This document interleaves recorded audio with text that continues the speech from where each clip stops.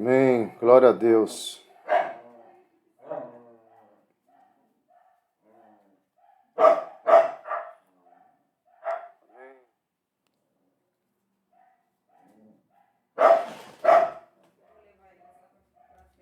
Uhum.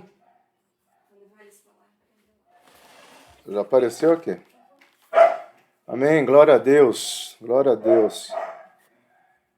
Iniciando aqui mais esse aulão. Amém. Amém, amado. Vamos orar. Bom dia, Elizabeth, Rosângela, Jussier. Glória a Deus. Vamos orar, Pai querido, em nome de Jesus. Mais uma vez queremos apresentar diante de Ti esse momento onde nós estaremos conversando sobre o capítulo 2 de Eclesiastes, Senhor. Traga sobre nós a Tua graça, a Tua misericórdia e entendimento em nome de Jesus. Amém, amados. Esse é um livro mais difícil um pouco de entender, tá? O capítulo, desculpa, mas e grande também, né? Mas nós vamos ser bem objetivos aqui, e em nome de Jesus vai dar tudo certo dentro do nosso tema, né?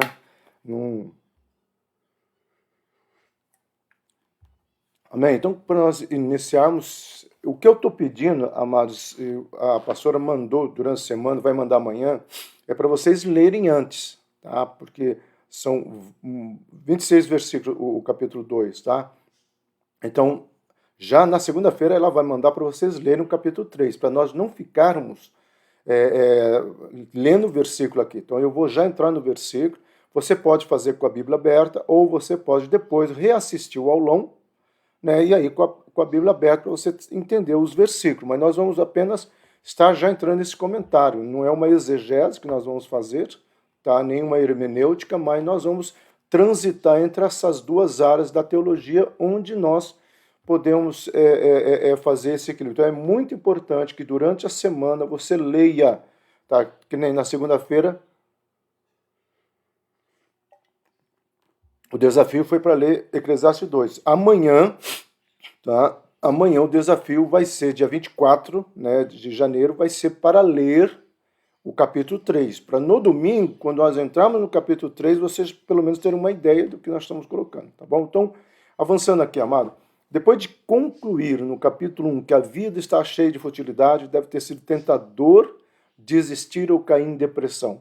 Por isso que muitas pessoas dizem que o livro de Eclesiastes, né, e também outro, como de Lamentações, são livros na Bíblia muito dark, né, muito down, muito depressivo, um livro cheio de coisas assim ásperas e duras, né? Mas na verdade não é, amado, é um livro onde ele nos vai ensinar a analisar a vida, porque nós estamos vivendo, principalmente nos dias de hoje, e também nos tempos de Salomão, as pessoas estão vivendo. Esse existencialismo barato não faz com que as pessoas parem e reflitam, tá? E quando elas querem parar e refletir, elas vão para as redes sociais, onde tem um monte de pessoas refletindo um monte de bobagem, e são colocados. Então é importante isso, tá? Então, Salomão decidiu tentar uma outra abordagem. Então, o capítulo 1 ele fez uma tentativa, o capítulo 2 falou, não, vou tentar de outro jeito. Ele começou a falar consigo mesmo, não sobre algo revolucionário, como a beleza de Deus ou as boas novas da sua graça, mas sobre fazer algo novo para extrair mais da vida. Vamos, eu te provarei com alegria, goza, pois, a felicidade. Imagina ele fazendo uma sessão terapêutica, né, vamos chamar assim, ele para diante do espelho e fala para ele mesmo, ó, eu vou aproveitar a vida, eu vou fazer isso. E aqui ele vai usar alguns verbos que nós não vamos estudar, mas no hebraico é interessante, porque ele vai cumprir todos esses 3 verbos, ele vai provar, ele vai gozar, tá? E ele vai procurar a alegria. Então ele vai provar para gozar e para obter alegria. E ele coloca a felicidade, mas ele se frustra também, nós já vamos continuar ali, tá bom? Então, versículo 1, uma vez que não encontrou propósito na realização intelectual, Salomão considerou razoável supor que a felicidade pode ser encontrada no prazer. Prazer, por definição, se refere à sensação agradável que provém da satisfação dos desejos pessoais. Por que eu quis colocar isso, amado? Porque muitas pessoas, erroneamente, colocam que Salomão partiu para uma promiscuidade, inclusive em todas as áreas, e já se falou-se de crianças a adultos, de homens e mulheres, aí eles tentam justificar que na época... Não, na época não era assim, a questão era muito forte no período helenista, nem na Babilônia havia muito disso, tá ok? Mas não se demonstra em nenhum momento, porque ele teria colocado, ele foi muito autêntico nesse livro. Ele fala, eu busquei prazeres sim, prazeres, só que ele não define. Então tem duas questões aqui que eu sempre falo para os meus alunos, né, de exegese. Primeiro, não tente descobrir, que nem quem tenta descobrir qual é a doença, né, de Paulo, se era sogra, se era casamento, se era isso. Não tem, ele colocou, a minha doença é isso? Não, então não tente descobrir, se atenha ao texto. A segunda questão é o perigo de nós cairmos em interpretações onde podem dar margem a até justificativas para uma vida de pecado. Ah, se Paulo fazia isso, se o fulano fez isso, então eu também posso. Então, só tomar muito cuidado aqui. Então, o capítulo 2 é quando ele fala assim, gente, eu vou explicar o que eu fiz. Eu saí em busca dessa felicidade, eu saí em busca desse prazer. Então, aqui ele fala, ó, cada palavra, que entra no versículo 2, ó, provar, indica que o que segue é um experimento, é uma tentativa deliberada de aprender algo por experiência própria. Então, quando ele fala provar no hebraico, ele está dizendo assim, eu vou ver se a felicidade está lá. Não necessariamente ele entrou numa vida de promiscuidade, consciente no sentido de lascívia, tá? de coisas malignas. Não, ele falou, gente, eu preciso encontrar a felicidade. Tá? Nós já vamos falar um pouquinho mais, porque adiantando só esse ponto, tá, amado?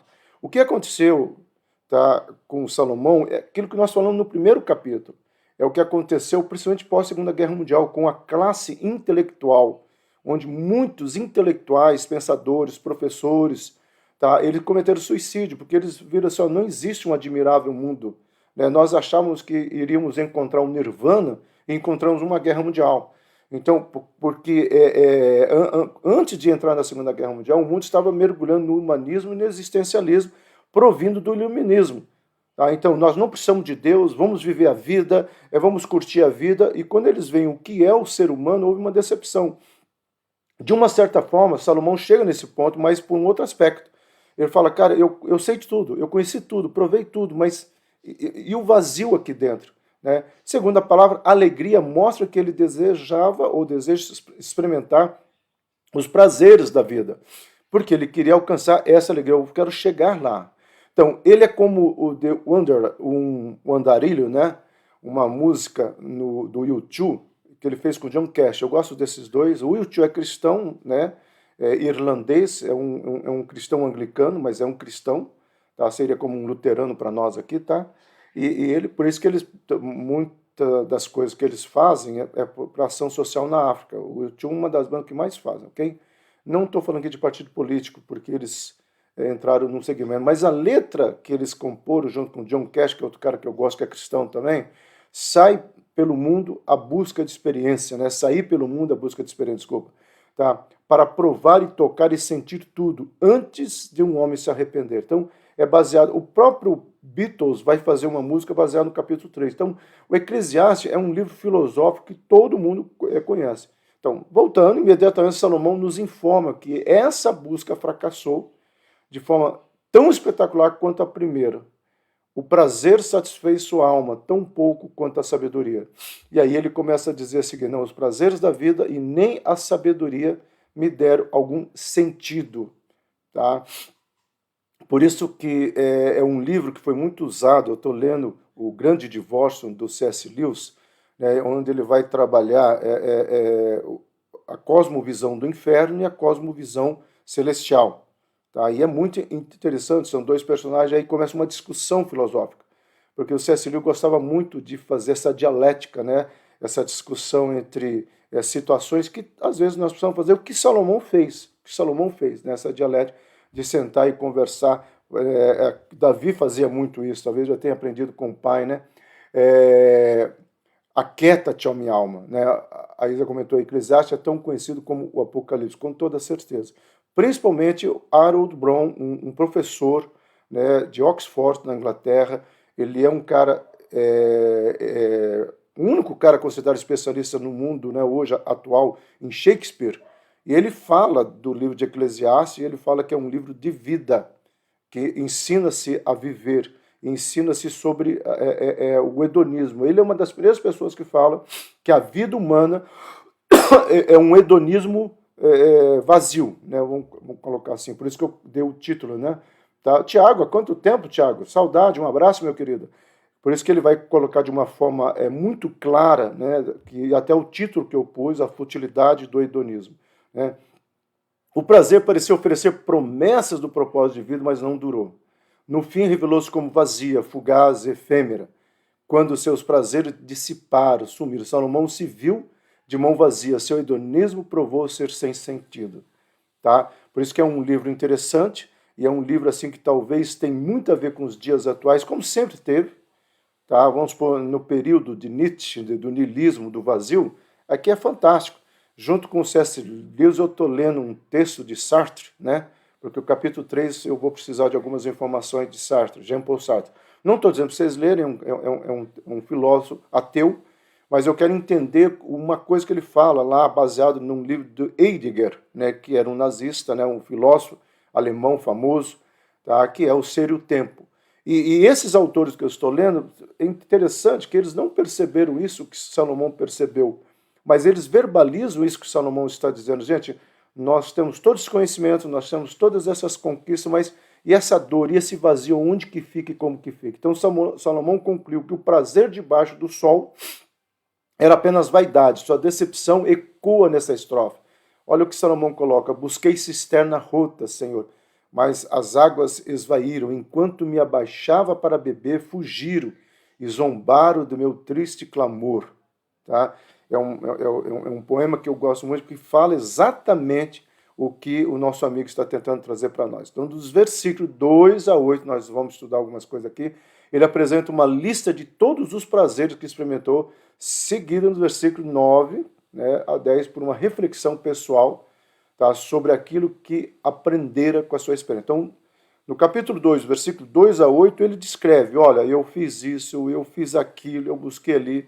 Aí, versículo 9 a 11, ele faz uma reflexão, sendo que os últimos versículos, tá, principalmente o 24 a 26, que eu vou chamar de uma proposta salomônica, né, para aquilo que nós precisamos entender o que é a vida cristã. Tá? Hoje, a mensagem de hoje à noite vai ser enxergando além do que não vemos. Tá? E uma das coisas que eu vou falar é que na vida espiritual, no mundo, né, espiritual, nos valores do reino de Deus, nós precisamos aprender a enxergar o que nós não estamos vendo, mas o que o Senhor tem visto para nós. Tá? Vai ser baseado num versículo de José, numa única situação. Eu já preguei algumas vezes sobre José, mas nós vamos pregar exatamente nisso. Que nós precisamos olhar para a vida com uma visão de Deus. Isso faz seu sentido.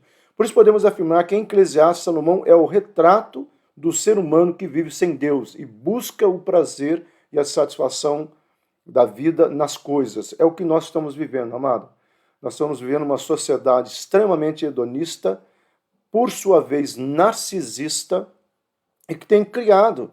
Tá? Nós sempre tivemos síndrome de pânico na história da humanidade, com certeza, mas a potência que nós estamos vivendo, o absurdo das depressões, que sempre existiu, né, seja ela endógena, seja ela fisiológica, seja ela psicológica, tá? Mas o que está acontecendo hoje? A humanidade hoje não está conseguindo enfrentar. Né? Eu leio 4, 5 livros por semana, vocês sabem disso, não é um... Eu estou lendo esses dois e estou encerrando um, né, eu acredito que eu encerro hoje, que é uma crítica do que aconteceu exatamente nos Estados Unidos, nesse crescimento bombástico das igrejas, né, templos, culto todos os dias, vamos fazer isso, nossa igreja é ativa no reino, aí chega a pandemia, neutraliza tudo, e o que aconteceu? Todo esse pessoal que estava debaixo, tá, de um ativismo, eles se viram num vazio, porque eles não tinham base. E aí foram se fazer um levantamento. Esse livro é recente, tá, gente? Nesse levantamento concluiu-se algumas coisas. Primeiro, deixou-se de fazer culto doméstico. Olha que coisa tremenda. Segundo, departamento infantil, departamento de jovens passaram a ser lugares de entretenimento e não lugares de ensino bíblico. Né? Cineminha, ativismo, não se pregava. Terceiro lugar, culto passou a ser um show. Quarto e último lugar, não se ensinou, tá, as pessoas a lerem a Bíblia em casa e a orarem. A oração deixou de acontecer. Qual a diferença entre os filósofos e os coaching? Na realidade, Isa, o coaching, aquilo Salomão vai falar aqui, tá, gente? Salomão fala que não existe nada novo debaixo da terra.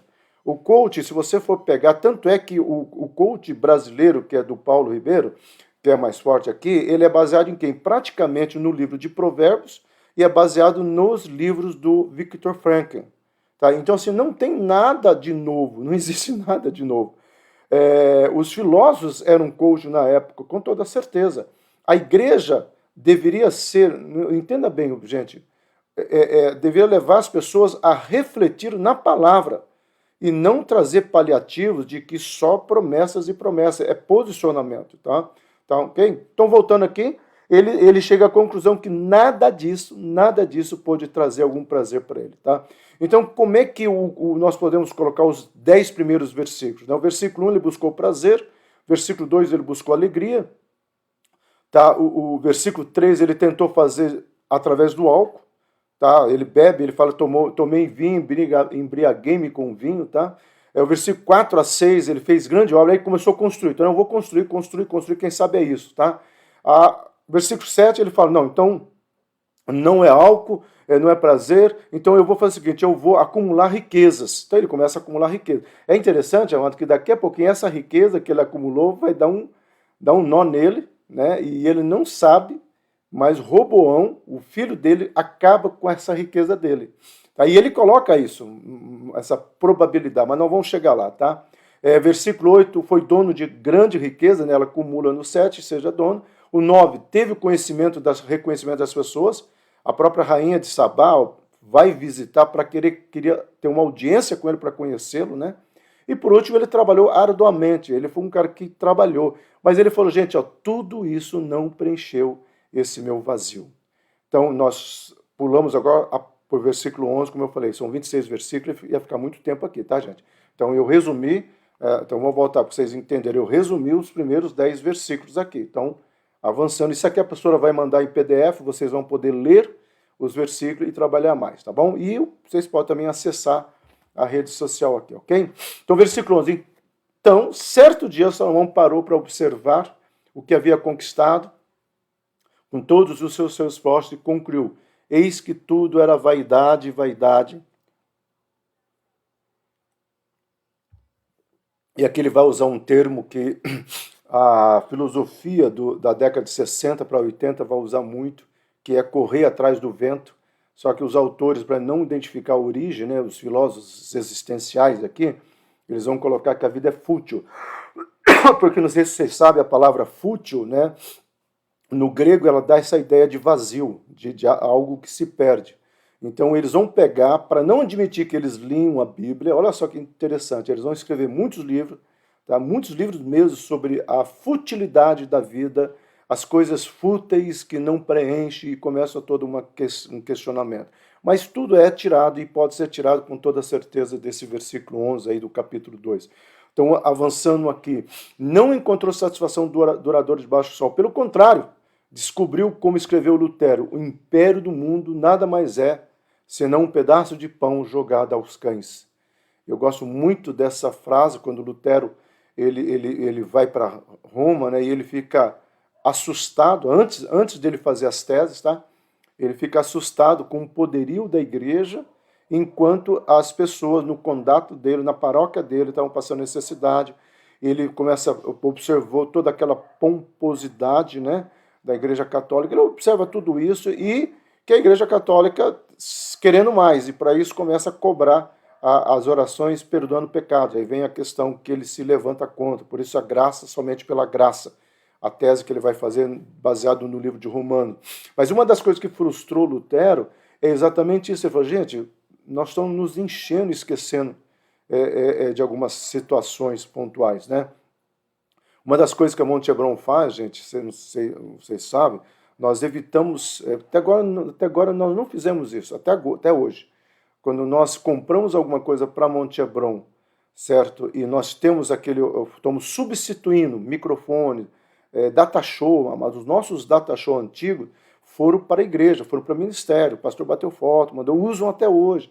Nós nunca vendemos, nunca vendemos. Às vezes aparece lá no conselho do pastor, não estou criticando, cada igreja dirige de um jeito, né? Eu entendo que se foi comprado com dinheiro de Deus, pertence a Deus, aquela igreja é de Deus, a nossa é de Deus, então havendo um remanejamento, uma transferência, eu já comentei isso aqui, tá? Do que ficar aquela coisa, não, vamos vender por R$200, vamos vender. E eu sempre falo, a gente perde R$200, que foi um microfone, tá? E imediatamente eu ganhei aquele lá que eu uso até hoje, né? Entrou um dízimo, e a igreja conseguiu comprar aquele microfone que eu uso, que é muito mais que R$200. Então, às vezes nós precisamos olhar para o reino, é isso que Lutero vai questionar, mas ele usa essa questão da futilidade. Então, a sociedade contemporânea se encontra nessa situação, no inferno de materialismo, no qual o ser humano procura satisfação em coisas que não trazem alegria duradoura. E é o que nós estamos vivendo. Tá? Se fosse assim, amado, só pobre que se mataria, rico não se mataria. Só pessoas desconhecidas que teriam depressão. Rico e famosos não teriam depressões. E o que nós vemos é o seguinte, o coração do homem é um só. Na pobreza ou na riqueza é um mesmo vazio. E é isso que Santo Agostinho fala e que Salomão vai entender. Então, Salomão entediou-se com a vida exatamente como Ralph Burton, um autor que eu gosto. Ele escreve o seguinte, contudo, estou cansado de procurar artifícios para preencher as 24 horas do dia. Tá? Ele é o Ralph, ele vai escrever muito sobre o existencialismo, tá? Ele vai falar assim, gente, eu estou vendo as pessoas querendo fazer, tem que ter reunião social, tem que ter isso, aquilo. Eu escutei de uma pessoa que se retirou da Monte Hebron, falou assim, pastor, eu estou indo lá para outra igreja, porque lá tem culto quase todos os dias. E eu preciso disso, pastor. Eu preciso de uma igreja que fique aberta, porque senão eu caio em pecado. E, infelizmente, mesmo nesse ativismo, semana passada, eu soube que ele caiu em pecado. Não falo isso com alegria, amado. Pelo contrário, eu estou dizendo o seguinte, quando você começa a criar paliativos para a sua responsabilidade, tá? É que nem o Ministério Infantil. O Ministério Infantil, ele é uma base desculpa, ele é o tijolo, né, que vai ser levantado no edifício da criança, cuja base é formada no lar.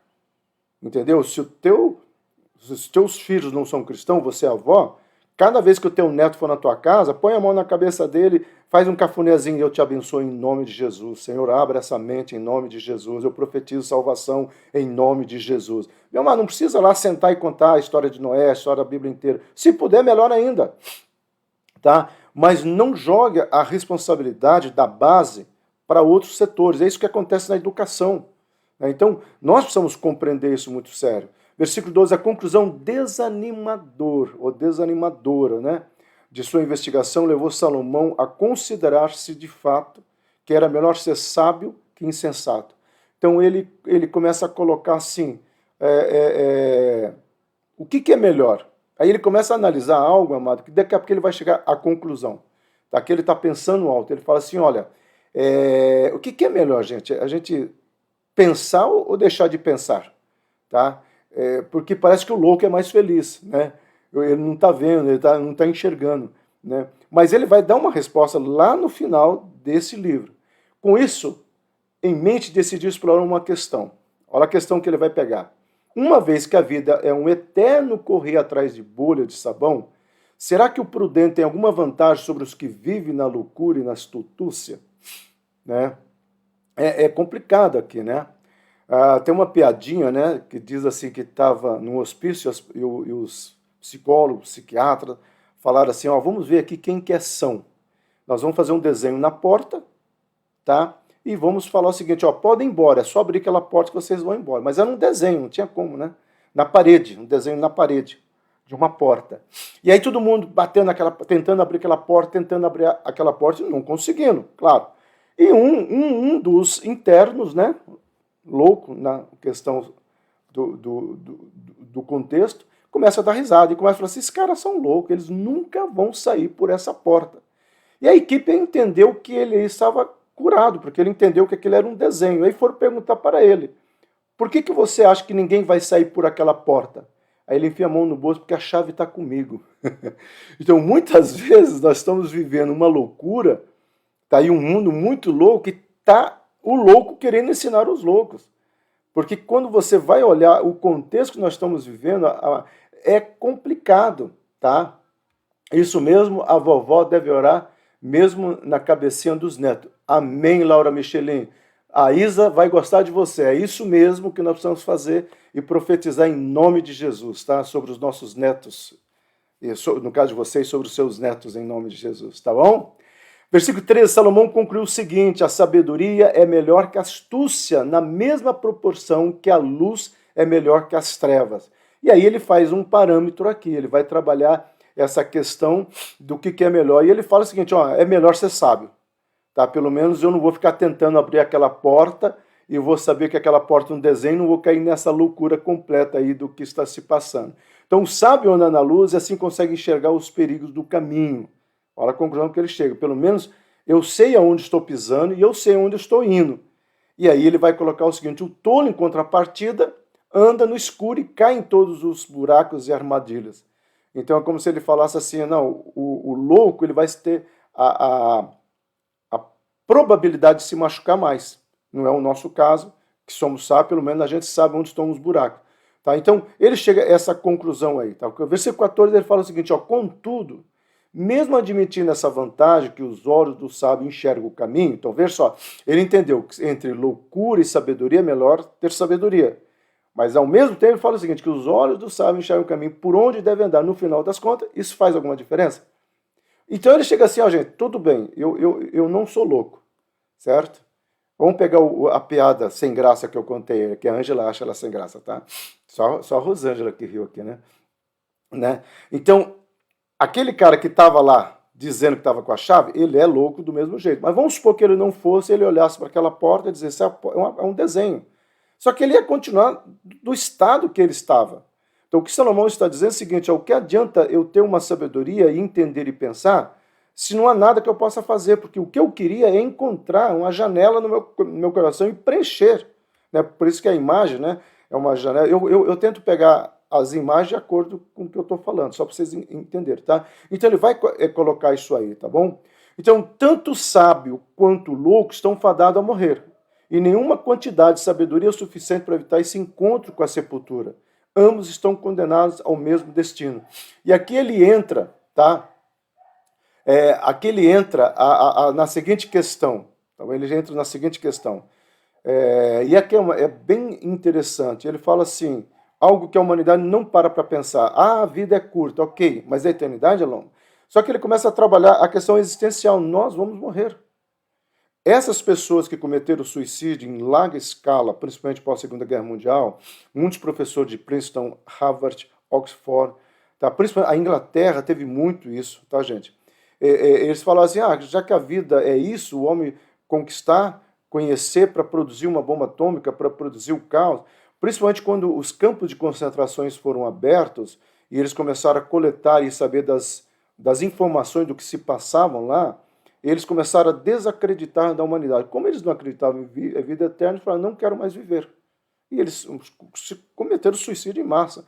Então, é isso que Salomão está falando. Gente, se você não tiver e ele vai trabalhar daqui a pouco, tá? Se você não tiver uma razão de desfrutar os prazeres como sendo bênção de Deus, a sua vida cai nessa futilidade do hedonismo, que é o título do segundo capítulo. Então, ambos estão condenados ao mesmo destino, tá? Algumas versões traduzem corretamente esse termo, que significa destino, né, como acontecimento, evento, como destino. Essa é uma das palavras favoritas. Nesse versículo, o evento inevitável é a morte. Tanto o sábio como o tolo morrerão. Então, quando ele fala assim, todos estão dados ao conhecimento ou evento. Não, no original, a palavra acontecimento ou destino que leva o homem é a morte. Tá? Salomão está tratando o seguinte, olha, ninguém vai escapar disto, ninguém vai escapar desse fato. O rico, o pobre, o alto, o baixo, o americano, o britânico, o africano, o brasileiro, não tem, a humanidade, ninguém escapa de um fato, nós morreremos. Tá?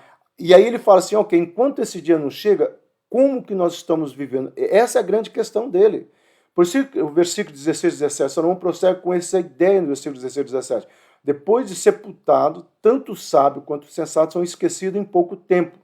Após uma ou duas gerações, será como se nunca tivesse existido. Entendeu? E é interessante aqui, ele está colocando o seguinte, olha, o tempo vai apagar da memória. Eu disse domingo passado que uma das coisas que o judeu faz até hoje, né, no dia, eles escolheram um dia de celebração para não esquecer, entenda essa palavra, celebrar, para não esquecer o Holocausto, onde a nação de Israel para por um minuto. Então é comum você ver fotos, eu disse isso domingo passado, do trânsito todo parado, onde as pessoas saem do veículo e ficam um minuto em pé. Um minuto eles ficam quietos, porque eles não querem esquecer, para que as próximas gerações não esqueçam. Tanto é que nesse dia, a frase que eles colocam é nunca esqueceremos, que é a mesma frase que foi usada por George Bush, né, quando as duas torres caíram, nós nunca esqueceremos. Ele vai pegar dessa ideia. E é o que Salomão fala, olha gente, vai chegar uma época, se você não tem livros produzidos, se você não tem nada, você cai no esquecimento mesmo, a tua vida se passa, né? Salomão se incomodava com a possibilidade que seu herdeiro não fosse um homem sábio, mas um esbanjador, um tolo, um mauricinho ou um desocupado. E aqui ele começa a falar no versículo 19, é aqui que adianta a pessoa juntar uma quantidade enorme de recursos e de repente ele morre e outra pessoa gasta de uma forma desajeitada. Ele não está negando a herança para os seus filhos. Ele está negando assim, ó, ao ponto de sabedoria que eu cheguei, se você gastar simplesmente com futilidade e prazer, é uma grande loucura, é uma grande besteira. É mais ou menos isso que ele está colocando aqui.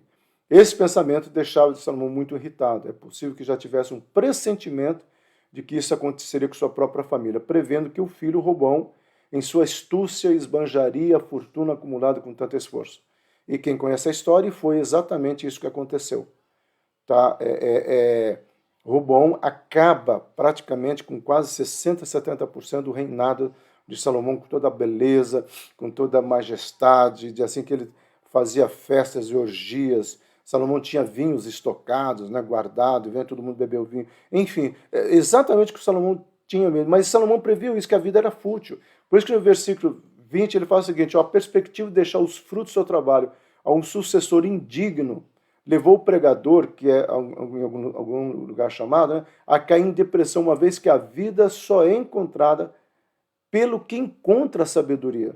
Eu falo assim, essa pessoa que vai gastar aqui, ela não tem sabedoria para isso. Esse pensamento fez sentir como se todos os esforços tivessem sido em vão. Então ele fala assim, eu vou deixar, que legado. E aqui, gente, eu quero abrir um parênteses para nós gastarmos alguns segundos aqui, não vai ser minuto. Mas qual é o legado que eu e você temos deixado para os nossos filhos? Qual é o legado que a Monte Hebron vai deixar, né, para as próximas gerações, se não houver o arrebatamento até lá? Qual é o legado? Eu sei qual é o legado de oração, de temor a Deus que meu pai deixou. Qual é o legado, né, que algumas pessoas deixaram? Qual é o legado? Tá? Então, assim, é algo que nós precisamos parar para pensar. E ele mesmo vai colocar isso daqui a pouco. Então, olha, veja só, a herança espiritual, não a material, é o melhor patrimônio que os pais podem deixar para a sua descendência, que é o ensinar a orar, ensinar a palavra de Deus, trabalhar com a palavra de Deus, meu amado. Esse é o maior legado que eu e você podemos deixar para os nossos filhos, tá? Ou para as nossas gerações.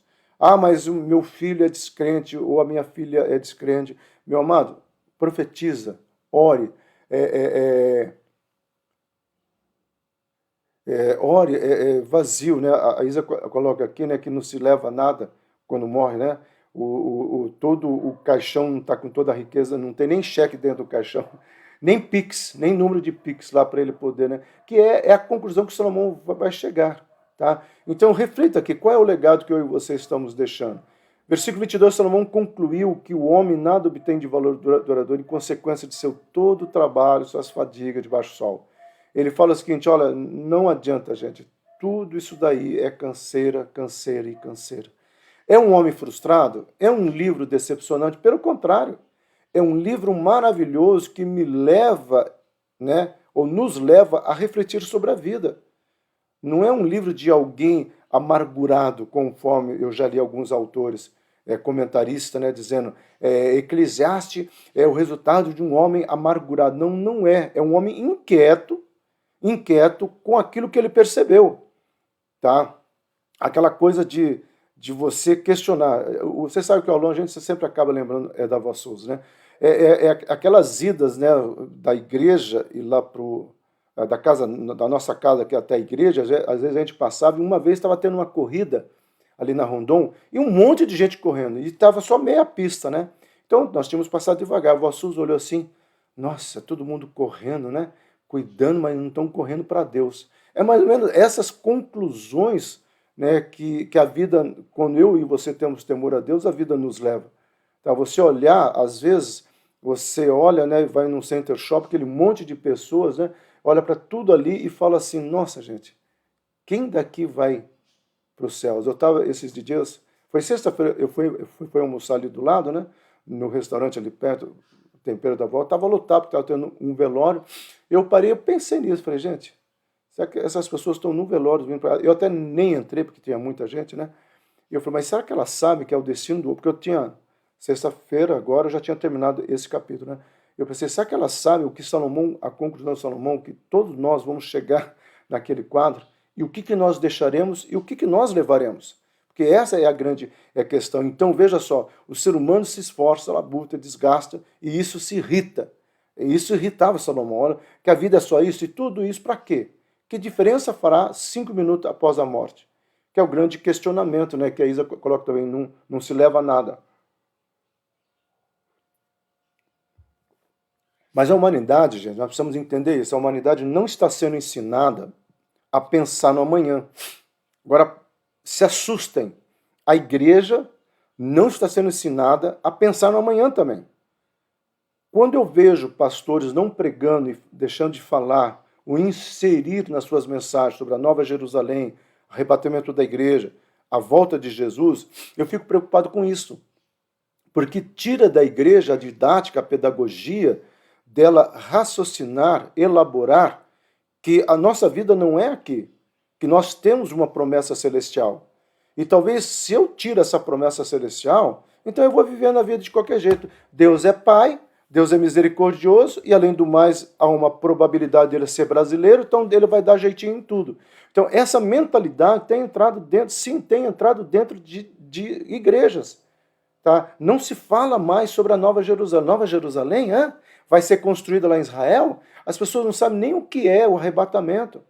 Porque elas estão trabalhando só o dai-me aqui, dai-me o que é meu, eu quero promessa, eu quero conquista, ano da prosperidade. Tudo isso eu também creio e eu prego. Vocês sabem que eu prego sobre isso. Mas eu não deixo de falar também sobre legalidade, posicionamento, para conquistarmos aquilo que Deus tem para as nossas vidas e sabermos que, acima de tudo, temos uma promessa maior, que é a Nova Jerusalém. Então, precisamos entender isso, amado. Versículo 23, entretanto, para o indivíduo sem esperança de uma vida após a morte, a vida torna uma grande frustração, repleta de preocupações e angústias. Sim, porque se ele não querer na morte, ele vai dissolver. Tá? Uma vez evangelizando um ateu, ele falou assim, olha, eu só tenho medo da morte de uma coisa. Tá? É imaginar que enquanto eu estou lá, eu estou sendo comido por bichos. Eu falei, aí que está o negócio, cara. Tá? Você está imaginando algo que você sabe. Não, mas eu não vou sentir, eu sei disso, mas só eu, porque eu sei que vai acontecer. Isso me apavora de saber o que vai acontecer. Eu falei, não, você tem que se apavorar pelo que vai acontecer depois. Então, a igreja está entrando nesse perigo também. Precisamos voltar a falar, a ensinar, tá? Exatamente sobre a bondade, a misericórdia de Deus, a justiça de Deus, o sacrifício de Jesus, a Nova Jerusalém, o arrebatamento da igreja e a volta de Jesus. Tá? Então, como que nós vamos vencer a futilidade do hedonismo, que são os últimos versículos, né, desse nosso estudo de hoje? Tá? Ele começa com o versículo 24. Salomão descobriu que até isso vem da mão de Deus. O quê? O fato do homem ter capacidade de se alegrar com as bênçãos comuns da vida, provar a boa comida, a boa bebida e desfrutar a satisfação que provém do trabalho honesto. Então, quando você vai num bom restaurante e come uma boa comida, né? Quando você vai saborear, né? Vai lá no Coco Bambu, leva o pastor, né? Para comer aquela comida saborosa, você olha para tudo aquilo lá, por mais que você tenha dinheiro para isso, por mais que você tenha recurso para isso, aí peça uma boa sobremesa de trufa, viu? Se o pastor estiver na mesa. Você tem saboreando tudo isso, aí você olha para tudo aquilo lá e fala, isso aqui é a bondade de Deus. Meu amado, eu aprendi isso com meu pai, ser grato, e eu passo isso para as pessoas. Eu posso ganhar um café a um jantar sofisticado. Eu sempre falo, olha, muito obrigado, Deus te abençoe. Porque eu sei que, de alguma forma,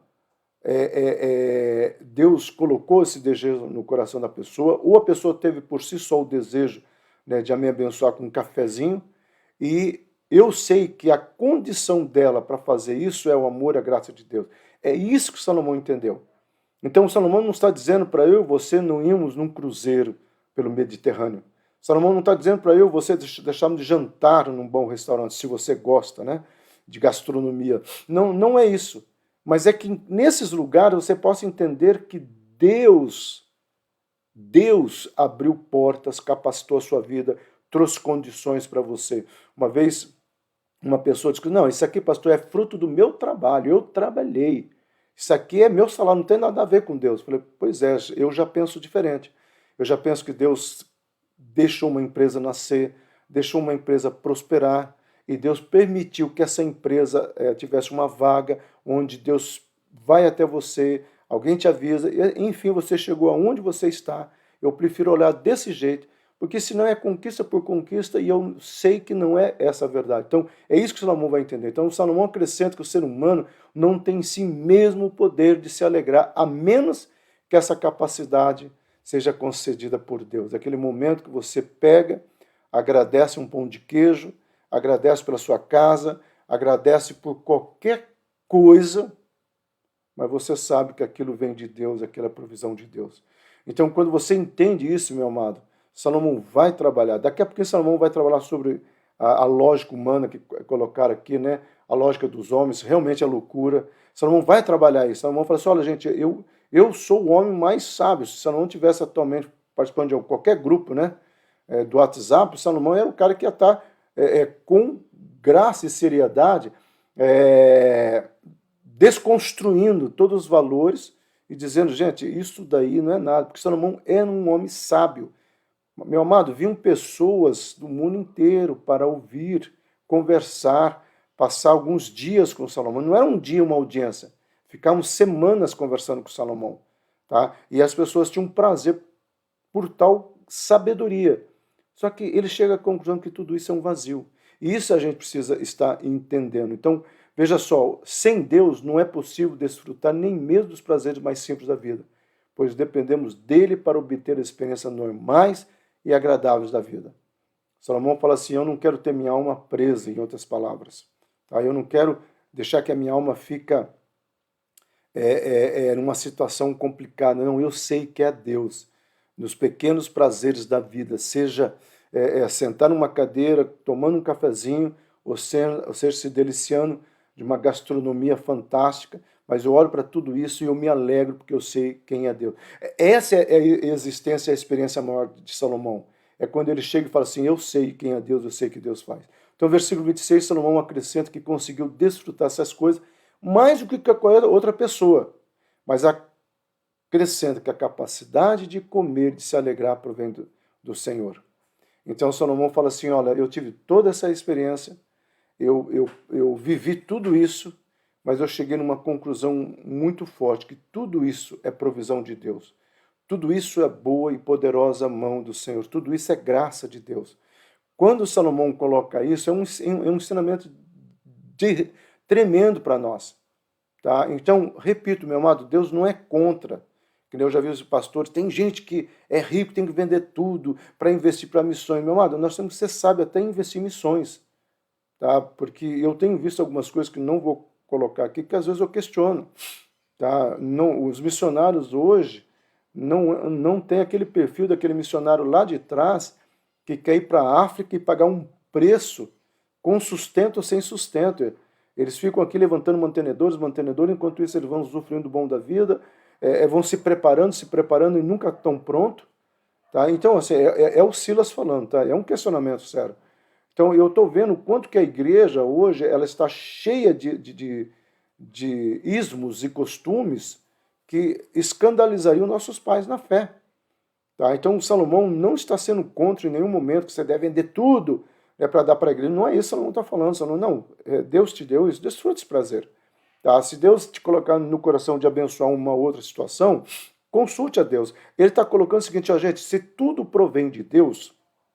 Uma vez meu pai me falou assim, Silas, quando você tiver uma situação que você ganha um recurso, porque lá em Campo Grande havia muito pessoal que trabalha com agronegócio, então era comum na safra, eles vieram, pessoas compraram, tinha uma família lá de soja, que toda safra eles davam um carro para algum pastor. Quando chegou a mim, eu fui transferido. Eles falaram, esse ano ia ser o senhor. Eu falei, pode mandar para Curitiba. Naquela época foi de Campo Grande para Curitiba. Mas enfim, meu pai falou assim, Silas, quando você ganhar, que seja qualquer recurso, não se esqueça de agradecer a Deus, mesmo que tenha vindo de uma pessoa, porque se Deus não quisesse, ele teria cauterizado o coração dessa pessoa para não dar oferta. Segundo, peça sabedoria para Deus para duas coisas ele falar. Primeiro, para desfrutar. Segundo, para saber como abençoar. São as duas coisas que eu te peço. E é um sábio conselho que meu pai sempre dava. Então, avançando aqui, tá? Versículo 26, no final. Então, no final do capítulo, Salomão observa um princípio geral na vida. Deus recompensa o justo e castiga o pecador. E aí ele chega e fala assim, olha, eu vivi todos esses prazeres, mas eu sei de uma coisa, que quando eu comecei a colocar minha vida diante de Deus, eu comecei a analisar uma série de coisas. Então Deus, ele chega naquele momento crucial, onde ele fala assim, eu sei que Deus justifica ou recompensa. Essa palavra recompensar o justo, meu amado, é o que eu estou vendo nesses dias, tá? E eu estou vendo isso mesmo. Eu brinco que eu fui no shopping buscar um negócio que eu tinha ganho, aí passando em frente de uma loja, a pessoa me chamou, me deu duas camisas, né? Do nada, mas do nada mesmo, né? Aí quando entrei no carro, falei, Deus, mas peraí, eu fui atrás de um presente e voltei com três, né? Então, assim, quando eu olho para isso, eu falo, olha como que Deus é bom. Então, é aquela coisa assim que eu estou vendo o recurso do ímpio vir para o mundo justo. E eu oro pela igreja Monte Hebron, né, para os justos, justificados no sangue do Cordeiro, para que nós possamos viver isso, porque esse é o grande segredo. E, finalizando, amado, para nós pensarmos no capítulo 3, né? Ao homem que agrada a Deus, o Senhor concede sabedoria, conhecimento e prazer. Ele mesmo vai falar isso. Porém, ao pecador contumaz, né, que peca sempre, Deus faz que o trabalhe arduamente para acumular riqueza apenas para o final vê-lo entregar todo o resultado do seu trabalho a outra pessoa a quem Deus escolheu. É aqui que está a questão, né, do que eu falo, que o dinheiro do ímpio virá para a mão do justo. E ele finaliza colocando o seguinte, ó, porventura, né, que aí o homem catando o vento, né?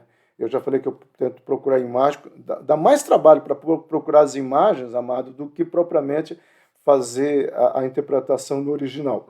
Mas, porventura, a maior frustração que justifique tudo isso, o homem sair catando o vento, que é isso que ele fala, futilidade, correr atrás do vento. Tá? O homem cata o vento e aí é uma nuvem, né? Mas essa é a ideia, tá bom?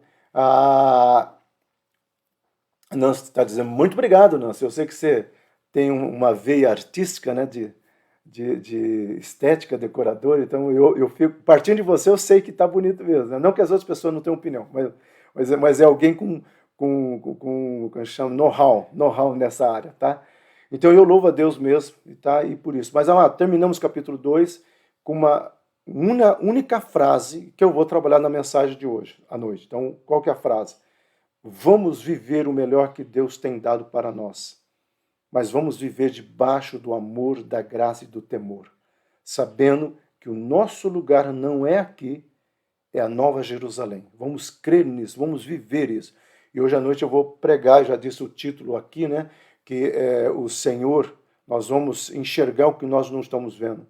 E nós vamos aprender um pouco mais, nós já aprendemos muito com esse personagem José, mas nós vamos aprender um pouco mais como que eu e você podemos enxergar ao infinito e ao além, né?